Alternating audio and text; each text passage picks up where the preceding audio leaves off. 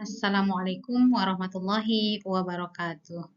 Izinkan saya mempresentasikan kuliah kerja nyata dengan judul Pembinaan Tahsin dan Tahfiz pada Ikatan JQH atau yang disebut dengan Jamiatul Qurra wal Hufaz di Madrasah Sanawiyah Swasta Pondok Pesantren Raudatul Hasanah yang berada di Kecamatan Medan Tuntungan, Kota Medan.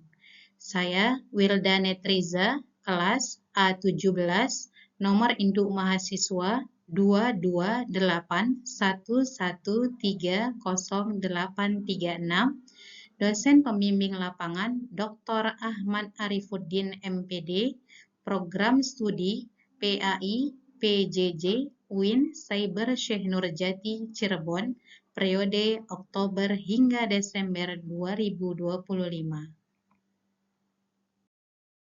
Sebelum melakukan KKN, di tempat tersebut, saya melakukan observasi dengan cara wawancara kepada Kepala Sekolah MTS PP Raudatul Hasanah, sehingga dapat terbentuk latar belakang. Yang pertama, kegiatan tahsin dan tahfiz merupakan program di madrasah yang berada di lingkungan pesantren. 2. Masih ditemukan kesalahan makhraj dan penerapan hukum tajwid. 3. Hafalan yang belum tartil dan kurang konsisten. 4. Perlunya pembinaan terarah dan berkelanjutan.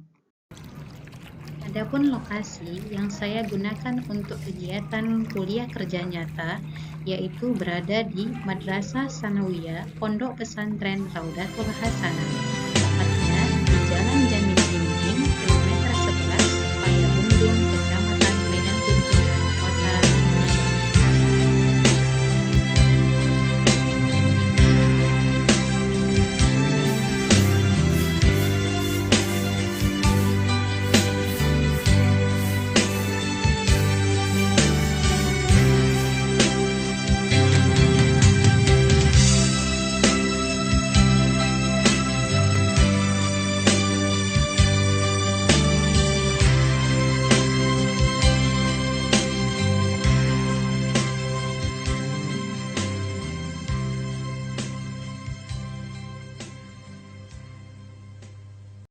Adapun sasaran program KKN pada Ikatan Jamiatul Qurra wal Hufaz, mereka terdiri dari siswa kelas 7 hingga kelas 9 dengan tujuan fokus pada tahsin atau perbaikan bacaan dan tahfiz atau hafalan Al-Quran. Setelah dilakukan adanya analisis, maka ditemukan kondisi awal. 1. Pembelajaran tanpa media digital.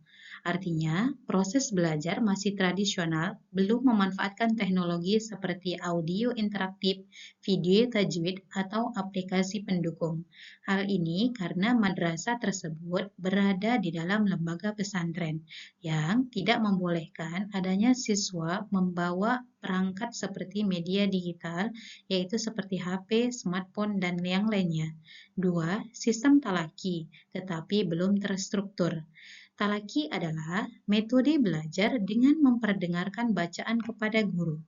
Di sini, maksudnya sistem itu sudah digunakan, namun belum memiliki langkah yang jelas, seperti jadwal yang teratur, target hafalan, atau prosedur pembetulan yang rapi. 3. Kesalahan tajwid yang berulang.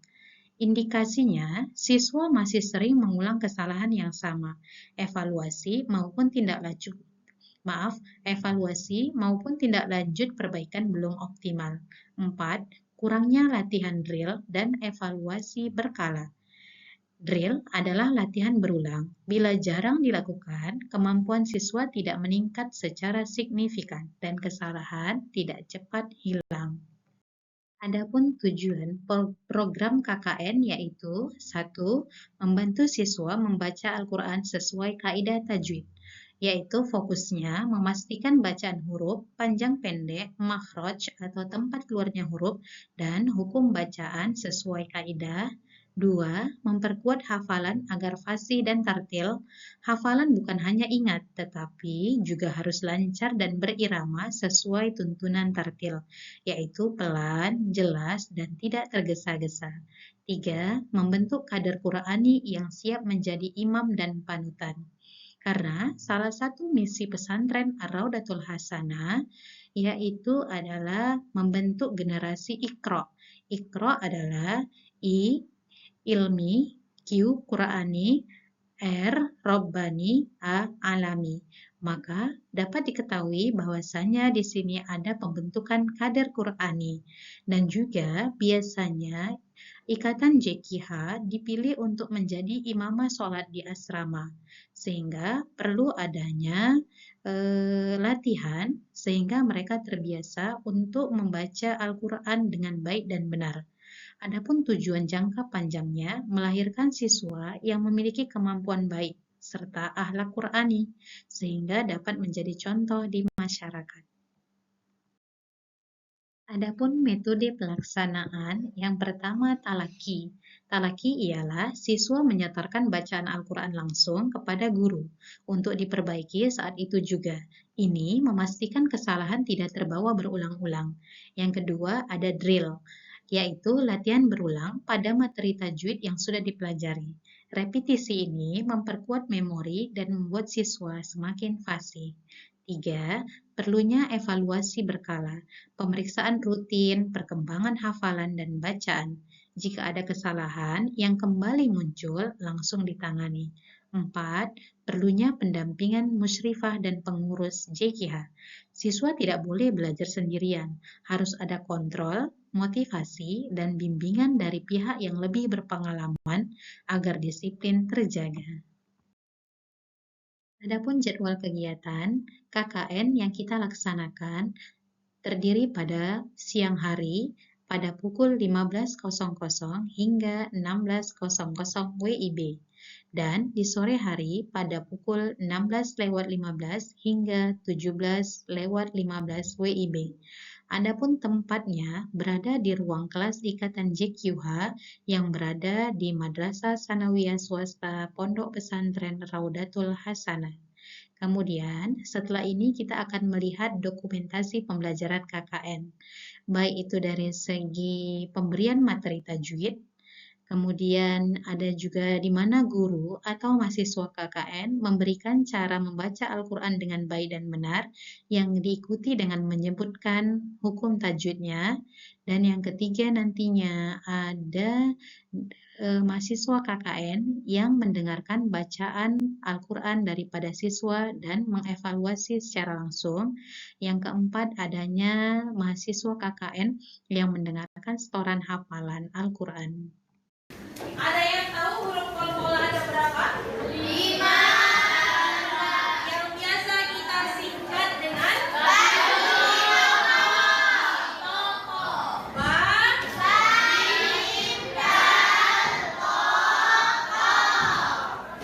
Jadi sebelum kita ke contohnya dan pembagiannya, Ustazah akan jelaskan dulu pengertian dari kol-kola.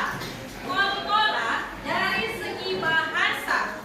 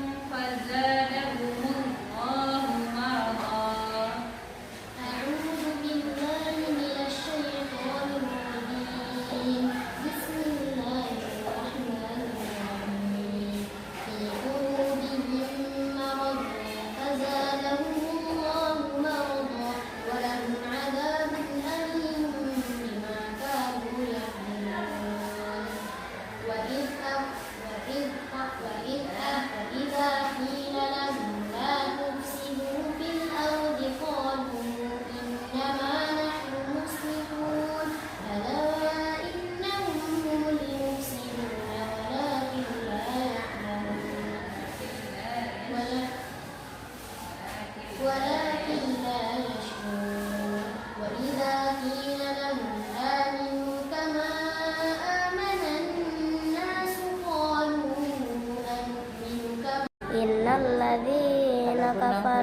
إن الذين كفروا وماتوا وهم كفار أولئك عليهم لعنة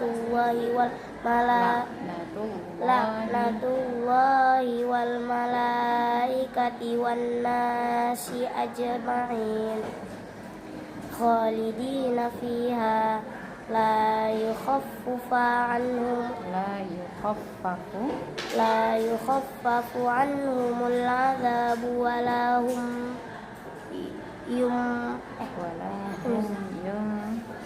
ينظرون وإلهكم إله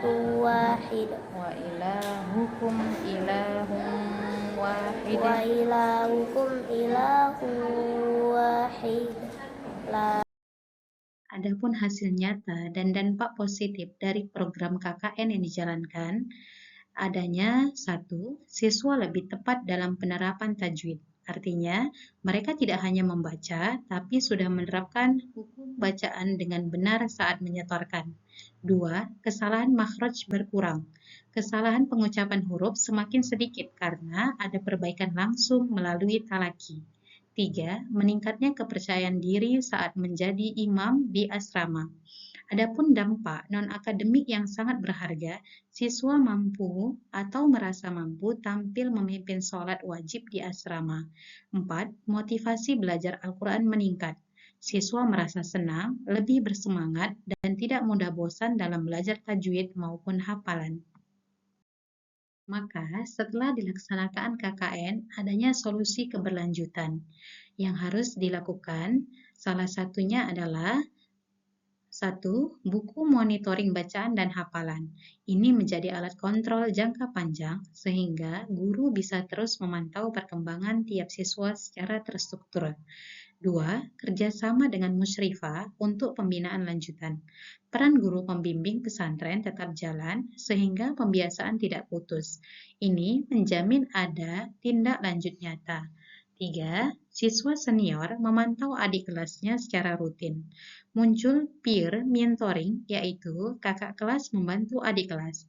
Selain efektif, ini menumbuhkan tanggung jawab dan budaya saling membimbing di pesantren. Di sini kita menarik kesimpulan, program pembinaan tahsin dan tahfiz yang dilakukan mahasiswa KKN dilaksanakan memiliki relevansi kuat dengan kebutuhan pesantren dalam memperkuat kualitas bacaan Al-Quran santri atau siswa. Program ini memberikan dampak nyata berupa peningkatan ketepatan tajwid dan kemampuan hafalan siswa. Selain itu, kegiatan ini turut berkontribusi pada pencapaian misi pesantren dalam membentuk generasi Qur'ani yang unggul dan berakhlak mulia. Terakhir, selesai sudah program KKN dan saya ucapkan terima kasih kepada Win Cyber Syekh Nurjati Cirebon yang memberikan izin untuk dapat melakukan pengabdian masyarakat di tempat Madrasah Sanawiyah Pondok Pesantren Ar-Raudatul Hasanah. Kemudian saya juga berterima kasih kepada dosen pembimbing lapangan Dr. Ahmad Arifuddin MPD yang sudah membimbing kami untuk bisa melakukan KKN di tempat ini.